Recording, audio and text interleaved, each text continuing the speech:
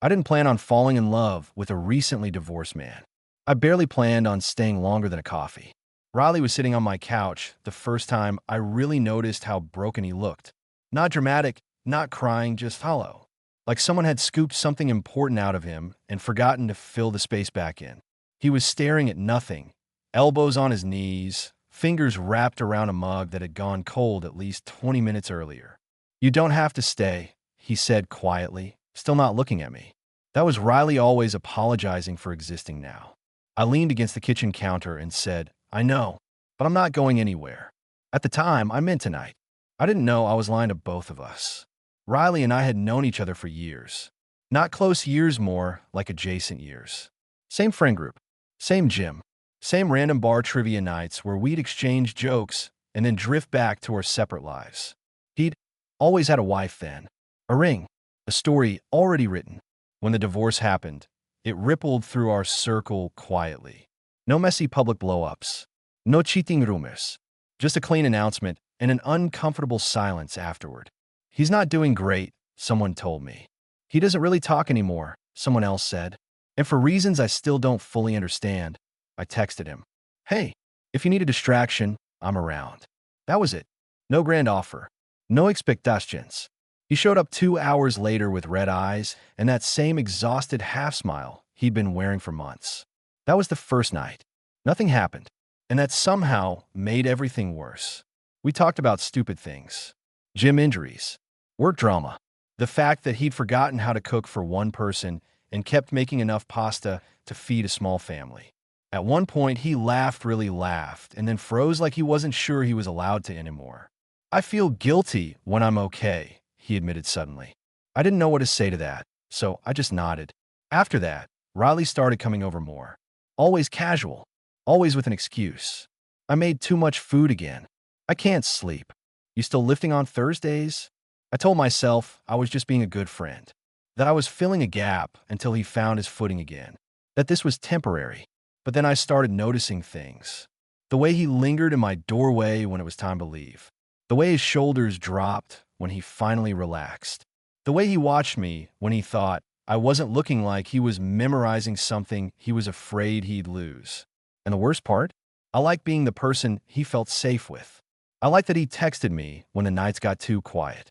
I liked that he trusted me with the messy thoughts he didn't say out loud. I liked that I was becoming important to him. That should have scared me. Instead, it felt warm. One night, weeks later, we were sitting on the floor of my living room, backs against the couch, an empty bottle of wine between us. The lights were low. The city hummed outside my windows. Riley rubbed his face and said, "I don't know who I am without him." I turned toward him. "You're still you." He laughed softly. I don't even know what that means anymore. I wanted to reach for him then. Not physically, not even romantically, just humanly. But I didn't. I kept my hands to myself like a good friend would. Because that's what I was supposed to be. Helping him heal. Helping him move on. Not slowly falling for him while pretending I wasn't. When he finally stood to leave, he hesitated, keys in hand. "Thanks for tonight, Hayden," he said. "For not fixing anything." I smiled. "Anytime." He paused, then surprised me by pulling me into a hug. It wasn't dramatic. It wasn't long. But it lingered. And when he stepped back, his eyes searched mine for something neither of us was ready to name. That was the moment I should have stepped away. Instead, I thought, I can help him through this. I had no idea I was already in too deep. I started noticing how much space Riley was taking up in my life when he wasn't even around. I'd be at work, staring at my screen, and catch myself wondering if he'd slept it all the night before. Or I'd be halfway through a workout and think about the way his form always slipped on deadlifts when he was distracted. Little things, quiet things, the kind of thoughts that didn't belong to someone who was just helping a friend through a divorce. He texted me the next morning. "Didn't sleep. You up?" I was. Of course I was. We got coffee that day, then somehow ended up walking aimlessly through the city, cups long empty, neither of us in a rush to go anywhere. He looked better in daylight, less haunted, more solid, but there was still this tension under his skin, like he was holding himself together with effort. "At night, it's the worst," he said as we crossed the street. "Mornings, I can fake it." I glanced at him. "You don't have to fake it with me." He nodded, But his jaw tightened like that answer scared him more than comforted him. That became our rhythm. Days that looked normal from the outside. Nights that felt heavier. Sometimes he'd come over just to sit in silence, scrolling on his phone while I cooked. Other times we'd talk until 2 in the morning, sprawled on opposite ends of the couch. Voices low like we were sharing secrets we weren't supposed to have. He told me about the last year of his marriage.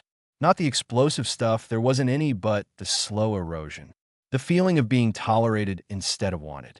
How lonely it felt to lie next to someone who no longer reached for you. I don't think anyone ever really knew me, he said once, staring at the ceiling. Not fully, I swallowed and said. I think you're more knowable than you think.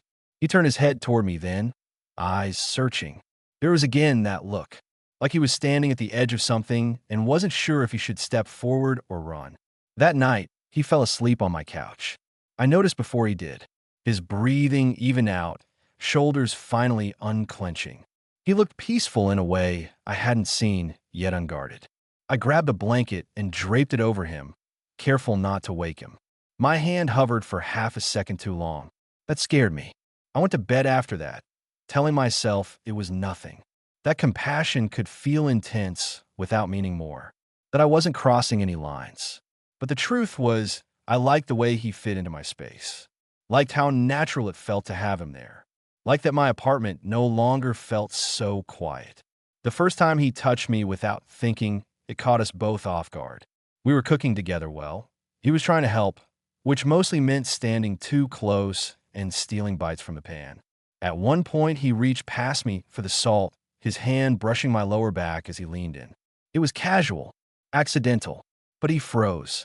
So sorry, he said quickly, pulling away like he'd been burned. It's fine, I said, probably too fast. We didn't look at each other for the rest of the meal.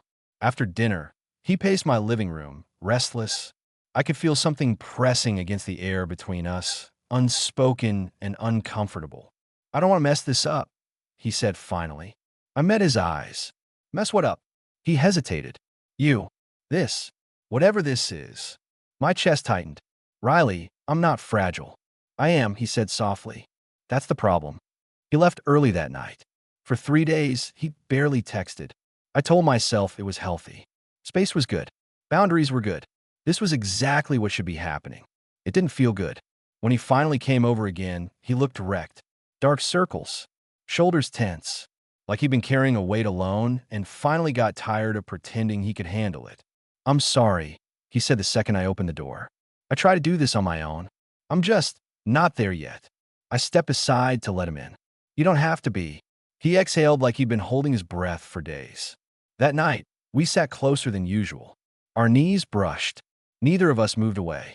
At some point, he said quietly, "You're the only person I feel normal with." I didn't answer right away, because what I wanted to say was dangerous. Instead, I said, "Then stay." He did. And when his head eventually tipped onto my shoulder, I let it happen. I told myself it was still innocent. I was wrong. Letting Riley rest against me changed something I couldn't undo. It wasn't dramatic. No sharp inala, no ligning buld moment. Just the quiet weight of his head on my shoulder. The warmth of him sinking in like he'd finally found a place to stop bracing himself. My arm was trapped between my side and the couch cushion, my neck starting to ache, but I didn't move. I was afraid if I did, he'd pull away. We stayed like that for a long time. The TV was on, but neither of us was watching. I could feel his breathing, slow and uneven at first, then calmer. Every now and then his fingers would twitch against his thigh, like his body was still deciding whether this was safe. You okay? I asked softly. Yeah, he murmured. Just tired. I knew what kind of tired he meant. At some point, his hand slid a little closer to mine. Not touching, just close enough that I was hyper-aware of the space between our fingers. I didn't close the gap. Neither did he. The restraint felt louder than any movement would have been. When he eventually sat up, the loss of contact felt immediate. Too immediate. I should probably head out, he said, though his voice lacked conviction. You can stay, I said. Then, before I could overthink it, added, if you want. He looked at me like he was weighing something heavy. You sure? I nodded. Yeah. He stayed. That night, he took the bed. I insisted. I told myself it was just hospitality, that it didn't mean anything. I slept on the couch, staring at the ceiling, replaying every look, every pause, every almost touch. Around 3 in the morning, I heard him moving. Hayden. His voice was low, unsure. Yeah. He stopped himself, then tried again. Can I lie down out here? I can't sleep. I sat up immediately. Of course. He didn't hesitate this time. He lay down beside me, careful, like he was afraid of taking up too much room. We faced the same direction, backs almost touching. Almost. I hate being alone, he admitted into the dark. I swallowed. You're not. That did it. He shifted closer, just enough that his back brushed mine. The contact sent a quiet jolt through me. Nothing suggestive. Not yet, just awareness. Connection. We fit together too easily, like this was a position we'd practiced in another life. Neither of us slept much after that. The next morning felt strange. Not awkward exactly, but charged. Like we'd crossed an invisible line and were pretending it hadn't happened. We made coffee. We joked. We talked about nothing. But when he left, he squeezed my shoulder before letting go. That touch lingered all day. After that, things escalated in small, deniable ways. Longer hugs, sitting closer, hands brushing and not immediately retreating. Once while we were walking, his hand bumped into mine and stayed there for half a second too long. He looked down at it like he was surprised. I didn't pull away. He didn't either. Still, neither of us said anything. I think we were both scared. Me, of wanting someone who wasn't ready. Him, of wanting anyone at all. The night everything finally shifted, it was raining hard enough to rattle my windows. Riley showed up soaked, hair plastered to his forehead, eyes too bright. Can I come in? He asked, though we both knew the answer. He toed off his shoes, dripping on the floor, laughing apologetically. I handed him a towel, and he scrubbed at his hair, chest rising and falling faster than usual. You okay? I asked. He nodded, then shook his head. I don't know. We stood there for a moment, too close, the air thick with something we'd been dancing around for weeks. I keep thinking about you, he said suddenly. My heart thudded. Riley Dash. I know, he said quickly. I know the timing is bad. I know I'm a mess. I just Dash. He ran a hand through his damp hair. You make it quiet in my head. I didn't respond right away. I was acutely aware of how close we were, of the way his eyes flicked to my mouth and back. Riley, I said carefully, I don't want to be a rebound. You're not, he said too fast. Then softer, at least I don't think you are. Silence stretched between us. I should have set boundaries. I should have slowed things down. I should have protected both of us. Instead, I reached out and brushed my thumb along his wrist. He inhaled sharply. Tell me to stop, I said. He didn't. He stepped closer. And when he kissed me, it wasn't rushed or desperate. It was hesitant, almost reverent, like he was asking permission with every movement. I kissed him back before my brain could catch up. The kiss was brief, gentle, but it cracked something open. When we pulled apart, his forehead rested against mine.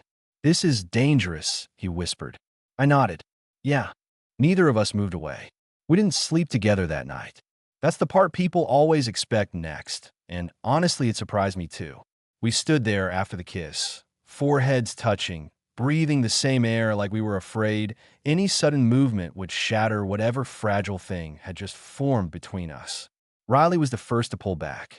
I can't, he said quietly. Not cold, not rejecting, just honest. Not like this. I nodded, even though every part of me wanted to ignore common sense and pull him back in. Okay. He looked relieved and disappointed and grateful, all at once. We sat on opposite ends of the couch after that, the distance between us louder than the rain pounding against the windows. He rubbed his palms against his jeans, nervous energy rolling off him. I meant what I said, he murmured. About you making things quiet. I know, I said. That's what scares me. He let out a weak laugh. Yeah, me too. That night ended with another hug longer than any we'd shared before. When he left, he paused at the door, hand hovering like he might say something else. He didn't. I barely slept. The next few days were careful. We still talked, still saw each other. But there was a new awareness in everything we did, like we were walking around a crack in the ground we both knew was there. Texts were shorter. Conversations stayed safer. And yet, when we were in the same room, it was impossible to ignore what had changed. The tension wasn't romantic as much as it was emotional. Loaded. Every look felt weighted. Every laugh felt like relief. One evening, Riley showed up with takeout and a determined expression. "I don't want to pretend that didn't happen," he said before he'd even set the food down. I crossed my arms, leaning against the counter. "Me neither." He took a breath. "I'm not ready for a relationship. I don't even know who I am yet. But I also know I don't want to lose this." I studied him. He looked raw, but steadier than he had weeks ago. Less lost. "So what are you saying?" I asked. "I'm saying want to be honest," he said. "If this turns into something, I want it to be because I chose it, not because I was falling apart." That mattered more than he probably realized. "Okay," I said. "Then we take it slow. No pretending. No pressure." He smiled then. Really smiled. I could do slow. From that point on, things shifted again, but this time, intentionally. We talked more openly. About boundaries. About fears. About how confusing it was for him to feel this connected to someone when his last connection had ended so badly. He admitted he'd never questioned his attraction to men before, not seriously. "I don't feel like I'm discovering something new," he said once. "More like remembering something I ignored." That stuck with me. The first time we kissed again, it was sober, planned, and somehow even more intense than the first. We were sitting side by side, conversation trailing off naturally, silence settling comfortably between us. "Can I?" he asked. I nodded. That kiss was slower. "Sure." His hand rested lightly on my knee, like he was checking in without words. I covered with mine. After that, touching became normal. Not rushed, not hidden, just there. But every good moment came with a shadow. Sometimes, Riley would pull away suddenly, lost in thought. Sometimes he'd go quiet for hours after leaving my place. Once, he canceled plans at the last minute and didn't explain why. I told myself to be patient. I told myself healing wasn't linear. I told myself I could handle this. Then one night, after we'd been together for hours laughing, cooking, kissing lazily on the couch, he went still. "I'm scared," he admitted. "Of me?" I asked. "No," he said quickly. "Of how much this feels like something real." My chest tightened, because it felt real to me too. And I was starting to realize that helping him through his divorce had turned into something else entirely. Something I wasn't sure either of us was ready to name. The first real fight we had wasn't loud. No raised voices. No slammed doors. Just a quiet unraveling that hurt more than shouting ever could. It started on a Sunday. We were supposed to meet for brunch. Nothing special, just pancakes at the place Riley liked, because they didn't rush you out the door. I was already there when he texted. "I can't today. I'm sorry." No explanation. No rain check. I stared at my phone longer than I should have, then typed. "Are you okay?" Three dots appeared. Disappeared. Appeared again. I just need space. That word space landed wrong. I told myself not to read into it. That this was part of what I'd signed up for. That healing came with retreat. But by the time I paid the check and walked home alone, the familiar warmth I associated with Riley had twisted into something tighter. Sharper. He didn't reach out that night. Or the next day. By Tuesday, I was done pretending I was fine. When he finally texted something casual, like nothing had happened, I didn't respond. Not right away. I needed him to feel the silence for once. That evening, there was a knock on my door. I opened it to find Riley standing there, hands shoved in his jacket pockets, jaw tense. "You're mad," he said. I stepped aside to let him in. "I'm hurt." He winced like that word hit harder. I didn't mean to dash. I know, I cut in. "You never do." That stopped him. We stood there, facing each other, the distance between us no longer comfortable. "I'm trying, Hayden," he said. "This is hard for me." "I know it is," I said. "But you don't get to disappear without saying anything. Not if I matter." He looked down. "You do matter. Then act like it." Silence settled, thick and heavy. "I got scared," he admitted finally. That day, I woke up and realized I was thinking about you the way I used to think about him. And instead of feeling good, it terrified me. My chest ached. "So you shut me out." He nodded. "I didn't want to hurt you." "You did," I said softly. Just not the way you thought. That was the moment something shifted in him. I saw it in his face, the realization that I wasn't just a safe place to land, that I was someone with something to lose too. I don't want to do this halfway, he said, and I don't know how to do it all the way yet. I took a breath. Then be honest when you're scared. Don't vanish. He nodded again. I can do that. We didn't fix everything that night, but we didn't walk away either. After that, Riley tried harder. Not perfectly, but deliberately. He checked in when he felt himself pulling back. He told me when memories blindsided him. He let me see the mess instead of hiding it. And slowly, carefully, we grew closer. The first time we slept together, it wasn't impulsive. It was quiet, intentional. We lay there afterward, tangled in sheets, his head on my chest, fingers tracing absent patterns on my skin. I was afraid this would feel wrong, he admitted. And I asked, "It feels like coming home," he said. That scared me more than anything else he'd ever said. Because somewhere along the way, I'd stopped thinking of this as temporary. Stopped seeing myself as the guy helping him through something. I was in this now, and the more Riley healed, the more I realized something uncomfortable. I wasn't just afraid of him falling apart again. I was afraid of what would happen if he didn't. Things got easier after that, which is how I knew they were about to get harder. Riley started looking lighter, not fixed, never that simple but steadier. He laughed more easily. He slept through the night more often. He talked about the future again, even if it was vague stuff like maybe changing jobs or taking a trip somewhere he'd never been. I was proud of him and quietly terrified, because as he stitched himself back together, I couldn't shake the thought that maybe I was just part of the recovery. A chapter, not the whole story. I didn't say that out loud. I didn't want to poison something good with my own insecurity. So instead, I showed up. I stayed consistent. I became reliable in a way I'd never been with anyone before. And Riley noticed. "You're solid," he said one night, almost like he was surprised by it. "You don't disappear when things get heavy." I shrugged, trying to keep it casual. "I'm not wired that way." He looked at me for a long moment. "That's new for me." That sentence sat between us, loaded. A few weeks later, he told me his ex was dating someone new. He tried to act like it didn't matter, made a joke about it. But later that night, when we were lying in bed, his body tense beside mine, I could feel the weight of it pressing down on him. "I thought I was past this part," he said quietly. "There's no timeline," I said, brushing my thumb along his arm. He turned toward me. "What if I'm still broken?" I met his eyes. "What if you're just human?" He smiled faintly, but I could tell the doubt hadn't left. That doubt came to a head not long after. We were at a small get-together, friends, drinks, laughter. Nothing intense. Riley had his arm around me, casual but unmistakable. For the first time, we weren't hiding. Someone asked, "So, you two a thing?" The room went quiet in that curious, harmless way people get. Riley opened his mouth, then closed it. He stopped, glanced at me, then looked away.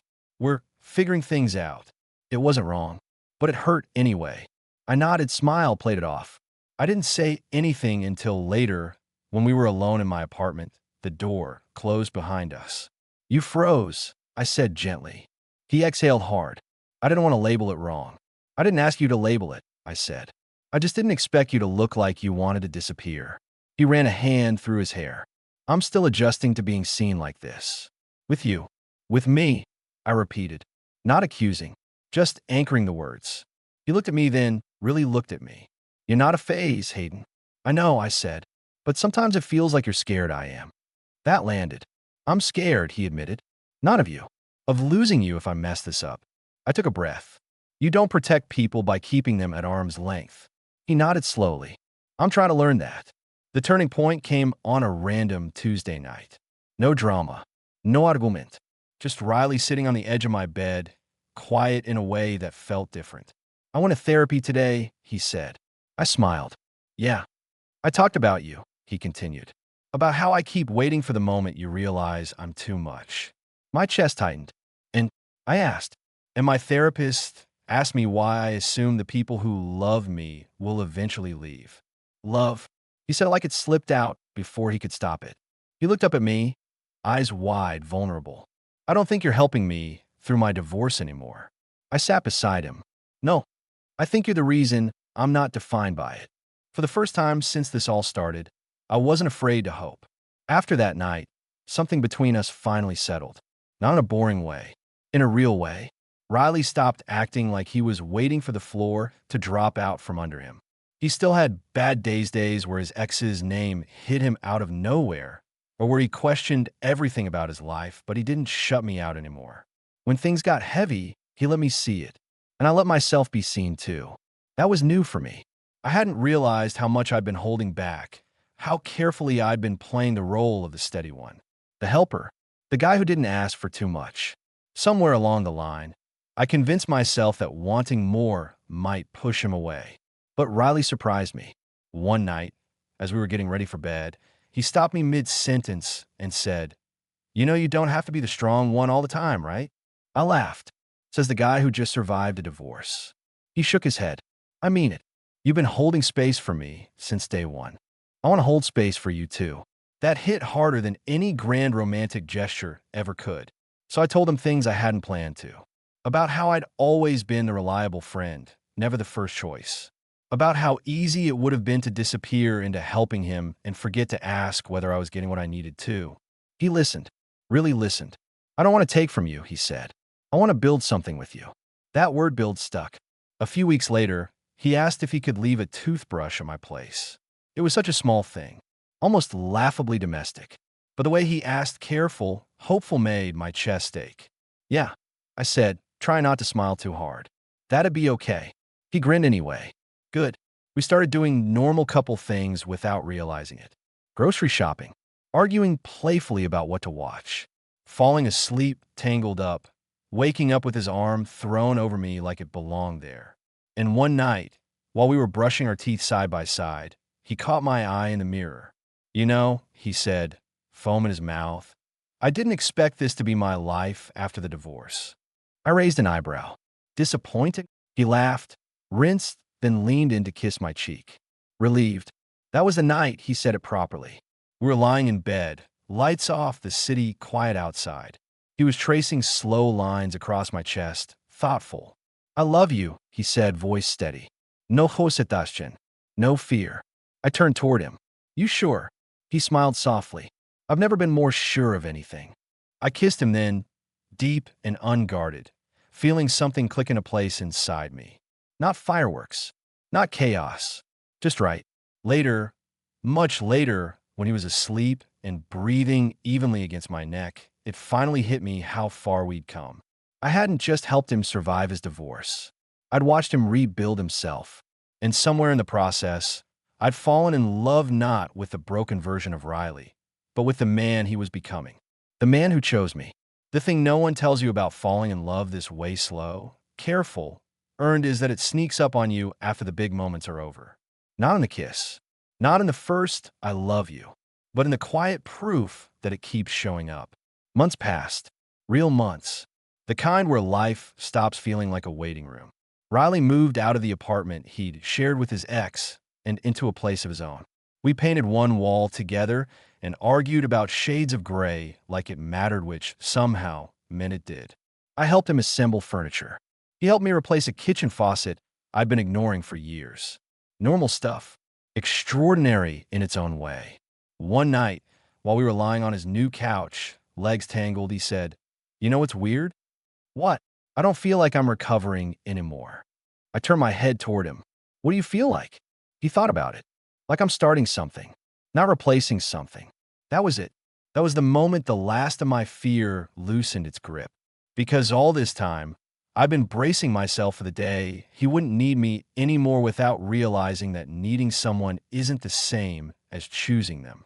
Ride chose-me, not because he was lonely, not because he was broken, but because he knew who he was again.